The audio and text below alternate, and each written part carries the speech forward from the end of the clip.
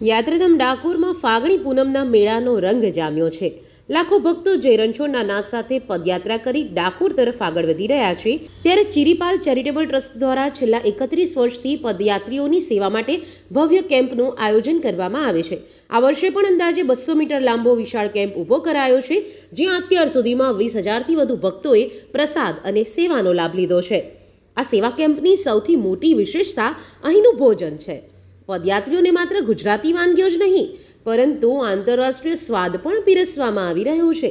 Mexican rice, Mexican કઢી અને pasta, દેશી સ્વાદમાં પૂરી, શાક, ખમણ, ઇંદોરી કચોરી અને પાણીપુરી, સાથે જ તાજા ફળો એટલે કે ગરમીને ધ્યાનમાં રાખીને તરબૂચ, દ્રાક્ષ અને પપૈયા જેવા ફ્રૂટ્સની પણ વ્યવસ્થા કરવામાં આવી છે।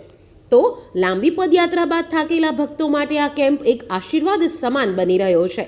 અહીં માત્ર ખાવા પીવાની જ નહીં, પરંતુ મેડિકલ સહાય અને થાક ઉતારવા માટે માલિશની સેવા પણ આપવામાં આવી રહી છે। એટલું જ નહીં, પદયાત્રીઓ માટે આરામદાયક ઊંઘવાની અને નાહવા ધોવાની સગવડ પણ ઊભી કરવામાં આવી છે।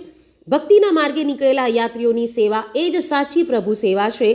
આ મંત્ર સાથે 200થી વધુ સ્વયંસેવકો દિવસ રાત અહીં ખડે પગે સેવા આપી રહ્યા છે।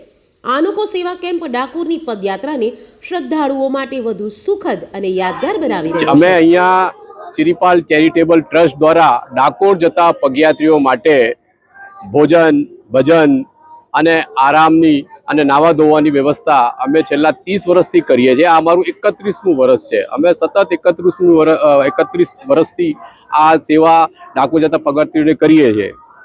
ચિરીપાલ ચેરિટેબલ ટ્રસ્ટમાં અમે લગભગ 50થી 60 સ્વયંસેવકો આવે છે, જે આ સેવા કરે છે, અને લગભગ 75થી 70 માણસો જે રસોઈનું કામ કરતા હોય છે।